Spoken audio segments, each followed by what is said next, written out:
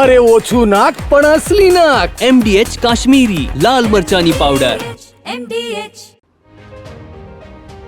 નમસ્કાર, આપ જોઈ રહ્યા છો TV9. હું છું હાર્દિક મોદી. બપોરના 3 વાગી રહ્યા છે અને ચંડોળા તળાવથી જે સમાચાર સામે આવ્યા છે તે સમાચાર હર્ષ સંઘવી હાલ ત્યાં પહોંચ્યા અને સમીક્ષા કરી છે. તે સમાચાર હાલ સામે આવ્યા છે. હર્ષ સંઘવીએ ચંડોળા તળાવ વિસ્તારની મુલાકાત લીધી છે અને ત્યારબાદ સમીક્ષા પણ કરી છે. તો આ દ્રશ્યો આપ જોઈ શકો છો હર્ષ સંઘવીના. તેમણે ડિમોલિશનની કામગીરીનું નિરીક્ષણ કર્યું છે અને આખી કામગીરી અંગે તાગ પણ મેળવ્યો છે.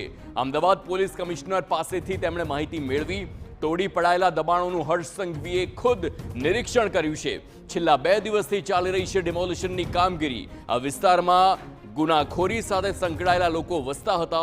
ગુનાખોરી સાથે જોડાયેલા લોકો ગેરકાયદે નિવાસ કરતા હતા. સરકાર સંપૂર્ણપણે ન્યાયિક અને નિયમો પ્રમાણે કાર્યવાહી કરે છે. આગામી દિવસોમાં પણ નિયમો પ્રમાણે જ કાર્યવાહી કરાશે તેમ હર્ષ સંઘવીએ જણાવ્યું. કેટલાક કારણો અને સ્ટેના કારણે કાર્યવાહી થઈ શકી ન હતી. કાયદાકીય લડાઈ લડ્યા બાદ હવે કામગીરી થઈ રહી છે તેમ હર્ષ સંઘવીએ જણાવ્યું છે. ટૂંક સમયમાં પાણી ભરેલું તળાવ લોકોને અહીં નજર પડશે. હર્ષ સંઘવીનું નિવેદન. હાલ પૂરતું સર્વપ્રથમ પ્રાથમિકતા અમારી એ છે કે જે કોઈ લોકો ગેરકાનૂની રીતે અહીંયા નિવાસ કરી રહ્યા છે અને આપ સૌ લોકો જે લોકો અમદાવાદમાં વર્ષોથી રિપોર્ટિંગ કરો છો તેમને સૌને અંદાજો હશે. છેલ્લા 6 મહિનામાં આપણે અહીંયાથી અનેક ડ્રગ્સ કાર્ટલ, દેહ વેપારના અનેક નાની નાની મુસ્લિમ દીકરીઓને શિકાર બનાવનાર લોકો, જે એનો ખૂબ મોટો કબજો હતો, એના સિવાય ચોરી, એના સિવાયના બીજા અનેક ગુનાઓ જોડે જોડાયેલા લોકો અહીંયા ગેરકાનૂની રીતે નિવાસ કરતા હતા. ખૂબ મોટા પાયે આ થોડા દિવસ અગાઉ બી અહીંયાથી બાંગ્લાદેશીઓ મળ્યા છે.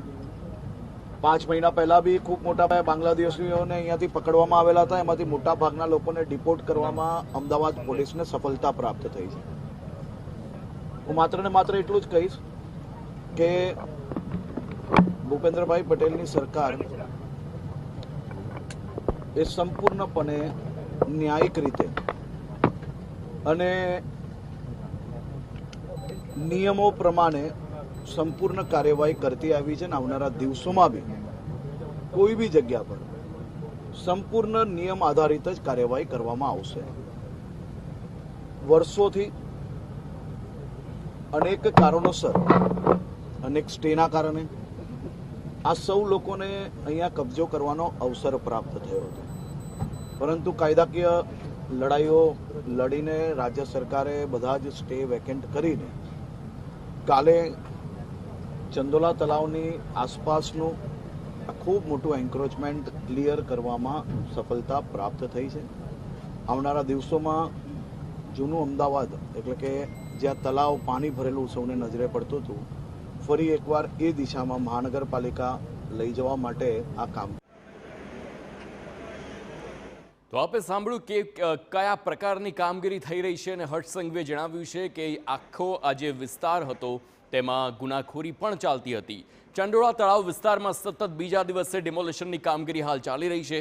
પાકા મકાનો તોડવાની કામગીરી શરૂ કરવામાં આવી છે. સવારથી જ તળાવની અંદર બનેલા પાકા મકાનો ઉપર તવાઈ બોલાવવામાં આવી. તો ગેરકાયદે બાંધકામો પર દાદાનું બુલડોઝર ફરી વળ્યું છે. અમદાવાદનું ચંડોળા તળાવ, કદાચ આ તળાવને સૌથી વધુ લોકો મિની બાંગ્લાદેશ તરીકે ઓળખે છે અને તેનો જીવતો જાગતો પુરાવો છે મારી પાછળના દ્રશ્યો. કે આ ચંડોળા તળાવમાં જે પ્રમાણે પાણી હતું તેના કરતાં વધારે અહીં લોકો વસતા હતા અને તે પણ ગેરકાયદેસર રીતે. અમદાવાદમાં જે લોકો ગેરકાયદેસર પ્રવેશ કરતા હતા અને ખાસ કરીને બાંગ્લાદેશીઓ છે તેને રક્ષણ છે અહીં આપવામાં આવતું હતું. તેમને વસવાટ કરવા માટેની ભાડે જગ્યા પણ અહીં આપવામાં આવતી. ચંડોળા તળાવની એટલી વસ્તી વધી ગઈ હતી કે અહીંથી ગેરકાયદેસર પ્રવૃત્તિ સૌથી વધુ છે તે ચાલી રહી હતી.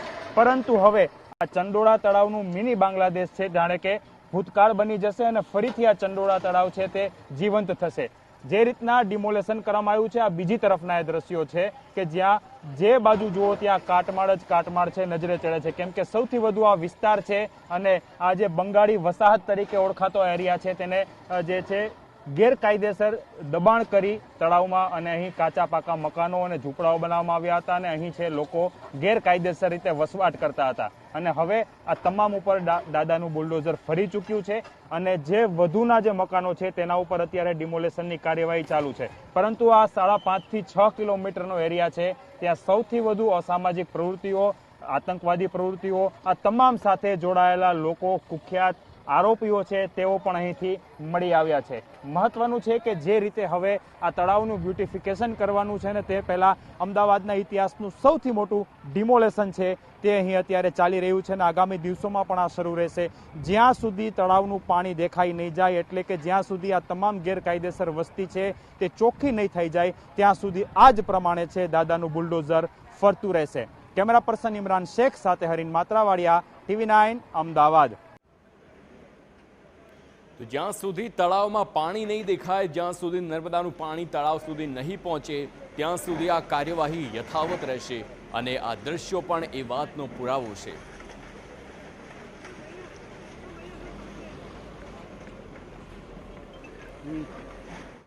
અને હવે વાત કરીશું આતંકી સ્થાન પર પ્રહાર કરવા ભારત છે તૈયાર. MDH ચણા મસાલા, હવે છોલા હોય કે ચોળા, સફેદ ચણા હોય કે કાળા ચણા, બધું મજેદાર બનશે. MDH